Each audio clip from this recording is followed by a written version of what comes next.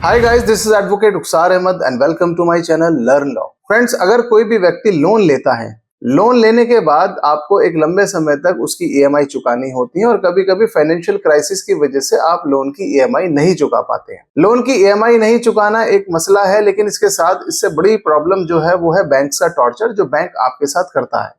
अगर किसी व्यक्ति ने 2-3 महीने की ईएमआई ब्रेक कर दी है किसी वजह से, तो बैंक उसको इतना टॉर्चर करते हैं कि कई बार देखा है कि लोग उनके टॉर्चर से तंग आकर आत्महत्या भी कर लेते हैं।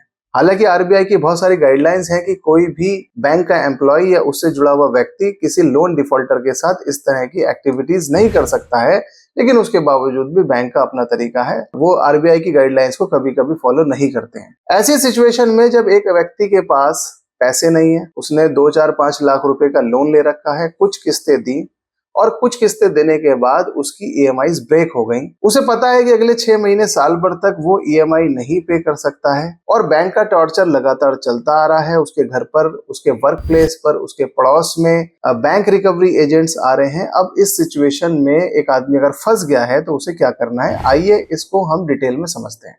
फ्रेंड्स, सबसे पहले आप ये समझिए कि जब भी अगर कोई आपने लोन लिया है और लोन की ईएमआई आपसे टूट गई है, तो ये एक क्रिमिनल ऑफेंस नहीं है।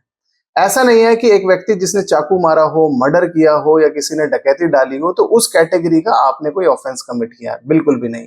ये एक सिविल नेचर का एक मुकदमा होता है जिसमें रिकवरी का केस बैंक डालता है, कभी कभी चेक बाउंस के केस भी डाल देते हैं, जिसका नेचर भी मोर और लेस सिविल ही होता है। दूसरी तरफ रिकवरी सूट्स फाइल किए जाते हैं, चाहे वो डेप्ट रिकवरी ट्रिब्यूनल के अंदर किए जाएं या आर्बिट्रेशन में फाइल किए जाएं या सिविल अदालतों के अंदर किए जाएं, ये सारी चीजें सिविल नेचर के अंदर आती है। तो सबसे पहले आपको ये समझना है कि अगर आपने लोन डिफॉल्ट किया है तो आपने कोई क्राइम नहीं किया। आपने जब कोई क्राइम नहीं किया है तो इसका मतलब है कि आपके इस मैटर के अंदर पुलिस इन्वॉल्व नहीं है, पुलिस आपके खिलाफ कोई एफआईआर नहीं करने जा रही है। जब एफआईआर आपके खिलाफ रजिस्टर्ड नहीं हुई तो किसी भी तरह के बेलेबल वारंट या नॉन बेलेबल वारंट भी आपके खिलाफ इशू नहीं होने जा रहे। और जब पुलिस की इन्वॉल्वमेंट नहीं है, कोई एफआईआर आपके खिलाफ रजिस्टर्ड नहीं है, वारंट्स आपके खिलाफ इशूड नहीं है, तो आप जेल भी फिलहाल नहीं जा रहे। ये एक कॉन्सेप्ट जो आपको जहन में रखना है, क्योंकि इस वीडियो को थोड़ा सा लंबा हो सकता है, लेकिन इसे समझने के लिए इन कॉन्सेप्ट को समझना जरूरी है।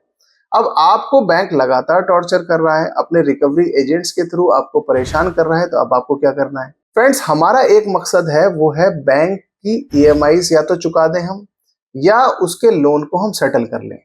क्योंकि हम बैंक की ईएमआई नहीं चुका पा रहे थे, अपने लोन की ईएमआई नहीं चुका पा रहे थे, तो अब हमारा टारगेट है, हमें किसी भी तरह से अपने लोन को सेटल करना है। सेटलमेंट के लिए भी आज पैसा नहीं है। सपोज आप इस वीडियो को जनवरी 2024 में देख रहे हैं, तो आपको पता है कि अगले 1 साल तक पैसा नहीं है, लेकिन उसके बावजूद मैं चाहता हूं ना तो बैंक मुझे टॉर्चर करे और 1 आध साल का टाइम अगर मुझे मिल जाए तो मैं अपने लोन को भी सेटल कर सकता हूं। अब मैं आपको कुछ ट्रिक्स बताता हूं। सबसे पहले आप ये समझिए, जब भी कभी आप किसी ईएमआई को ब्रेक करते हैं तो पहले महीने में आपके खिलाफ कोई भी लीगल एक्शन नहीं होने जा रहा। जब आपने दूसरी ईएमआई ब्रेक की है तब भी आपके खिलाफ कोई लीगल एक्शन नहीं होने जा रहा। लीगल एक्शन का मतलब है कि बैंक आपके खिलाफ डायरेक्टली कोर्ट में कोई केस फाइल करने नहीं जा रहा है। जब आप 3 महीने की लगातार ईएमआई ब्रेक करते हैं तो अब आपको बैंक एक नोटिस देगा, वो किसी एडवोकेट के थ्रू भी हो सकता है या बैंक डायरेक्टली भी आपको नोटिस दे सकता है, जिसमें आपको सूचित किया जाएगा कि अब आपका अकाउंट नॉन परफॉर्मिंग असेट बनने जा रहा है। नॉन परफॉर्मिंग असेट वो होता है जिसमें 90 डेज तक एक अकाउंट होल्डर अपने लोन में ईएमआईज पे नहीं करता,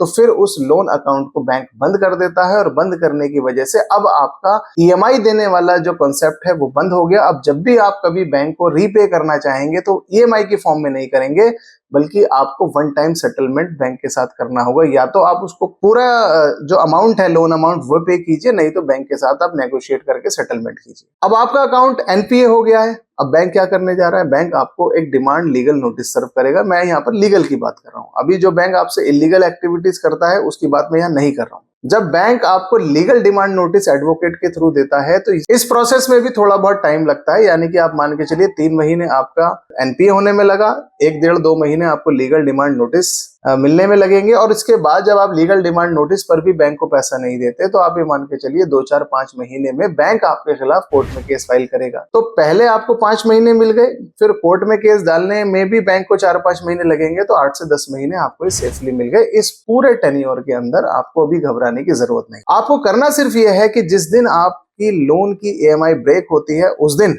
सपोज आपकी ईएमआई 10,000 रुपए की थी, आपकी पोटेंशियल, आपकी क्षमता नहीं थी 10,000 रुपए पे करने की, तब आपको क्या करना है, कम से कम उतना पैसा आप अपने पास सेव करके रखिए जितना पैसा आप इजीली सेव कर सकते हैं। सपोज 10 की कैपेसिटी नहीं थी, 5,000 रुपए बचा के रखिए। 5,000 रुपए आप अपने सेविंग बैंक में, अपनी गुल्लक में सेव करके रखिए। जितना वक्त आपका बीत रहा है, कुछ ना कुछ सेविंग आपकी होती जा रही है। सपोज आपको इस सारे पीरियड में 1 साल का टाइम मिल जाता है और बैंक से आप साइमल्टेनियसली उसके ऑथोराइज रिप्रेजेंटेटिव्स के थ्रू या जो रिकवरी एजेंट्स आपके पास आते हैं उनके थ्रू आपको नेगोशिएशन भी करनी है। आपको खुद ये प्रपोज नहीं करना है कि मैं अपने बैंक के साथ सेटलमेंट करना चाहता हूं, बल्कि उन्हें आप परेशानी बताइए कि मेरे पास पैसे नहीं है, मैं एक फाइनेंशियल क्राइसिस से जूझ रहा हूं, मेरे पास ईएमआई देने के लिए 1 रुपया भी नहीं है, मैं दे दूंगा, मैं मना नहीं कर रहा हूं। जेन्युइन रीजंस आपको बताने हैं।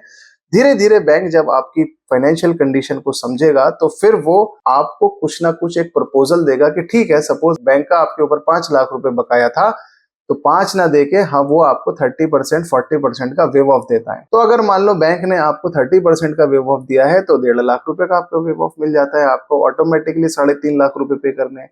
और मैंने देखा है कि बैंक 30% से भी ज्यादा आपको 40% 50% तक का भी वेव ऑफ दे देता है। यानी कि आपने 5 लाख का लोन लिया था तो ऐसा भी पॉसिबल है कि बैंक आपसे सिर्फ 2.5 लाख रुपए में सेटल कर ले, लेकिन इस सेटलमेंट की सारी प्रोसेस में आपका माइंड गेम है। आप पूरी तरह से अगर लीगली गाइडेड हैं तो आप एक रिकवरी एजेंट को अच्छे से हैंडल कर सकते हैं। एक एआर जो ऑथराइज रिप्रेजेंटेटिव ऑफ बैंक होता है उसे बहुत अच्छे से हैंडल कर सकते हैं। उसे आपको अपनी परेशानियां तो बतानी है, लेकिन उसको डायरेक्टली आपको डिमांड नहीं करना है कि आपको उसके साथ लोन सेटलमेंट में वेव ऑफ चाहिए। वेव ऑफ बैंक खुद आपको प्रपोज करेगा आपकी कंडीशन देख के। तो फ्रेंड्स, आपकी नेगोशिएशन टॉक्स के अंदर जो आपकी बातचीत चल रही है बैंक से, इसमें भी 1 डेढ़ 2 महीने लग सकते हैं। इस तरह से इजीली आपको 1 साल का वक्त मिल जाता है। ये जो 1 साल का क्रूशियल वक्त है, अब इसमें आपको स्मार्टली अपनी फाइनेंशियल कंडीशन को ठीक करनी है। कुछ पैसा जो आप 10,000 रुपए, सपोज 10,000 की ईएमआई थी तो 10 ना सेव करके आप 5,000 रुपए सेव करिए, ताकि साल के एंड में आपके पास कुछ पैसा हो। अगर बैंक आपको एक अच्छा खासा वेव ऑफ दे देता है तो कुछ पैसा आपके हाथ में होगा, कुछ आपको अपने यार दोस्तों से, अपने रिश्तेदारों से थोड़ा बहुत लेकर उस लोन को सेटल कर देना है। फ्रेंड्स, ये एक ऐसा तरीका है जिसको मैं अपने तजुर्बे की बिना पर आपको बता रहा हूं। ये कानून की किताबों में नहीं लिखा हुआ, लेकिन अक्सर जिन लोगों को मैंने ये तरीका बताया है लोन सेटलमेंट करने का, एक अच्छी प्लानिंग के साथ जब हम चलते हैं इस नियत से कि लोन तो हमें पे करना है लेकिन अभी नहीं पे कर सकते, कुछ वक्त हमें चाहिए, तो ऐसी सिचुएशन में जो मैंने आज आपको एक फॉर्मूला ये बताया है, इसको आप अप्लाई करके अपने लोन को 1 साल, 1.5 साल, 2 साल तक भी खींच सकते हैं और आखिर में ले जाके बैंक से एक अच्छा वेव ऑफ आप लेकर बैंक के साथ सेटल कर सकते हैं। सपोज आपने 5 लाख रुपए लिए थे, आपने 2-4 किस्तें दी, उसके बाद किस्तें टूट गई, उसके बावजूद भी आप बैंक से एक अच्छा वेव ऑफ लीजिए, छूट लीजिए अपने लोन के ऊपर और आखिर में लोन को सेटल करो, अपने लोन को राइट ऑफ करवा लो। राइट ऑफ का मतलब है कि बैंक ने आपके खाते को बट्टे खाते में डाल दिया, अब वो एक डोरमेंट हो गया है, अब वो आपके ऊपर रिकवरी प्रोसेस नहीं करने जा रहा है। हालांकि बैंक के पास ये अधिकार होता है कि वो आपसे रिकवरी कर सकता है, लेकिन नॉर्मली बैंक नहीं करते हैं। एक बार वेव ऑफ मिल गया, राइट ऑफ हो गया, लोन आपका खत्म हो गया, आप फ्री। अब भविष्य में जब भी कभी लोन लेंगे तो आपको पहले उसको प्लान करना है। फ्रेंड्स, आई होप आपको ये पूरा प्रोसेस समझ में आया होगा। इसके बावजूद भी बहुत सारे सवाल आपके जहन में हो सकते हैं जो इस वीडियो में मैं ना कवर पाया हूं, आप मुझसे पूछिए और जिसकी मैं आपको रिप्लाई करने की भी कोशिश करूंगा। लास्ट में मेरी आपसे रिक्वेस्ट है कि अगर आपको मेरी वीडियो अच्छी लगी हो तो प्लीज इसे लाइक, शेयर, सब्सक्राइब करें। Thank you.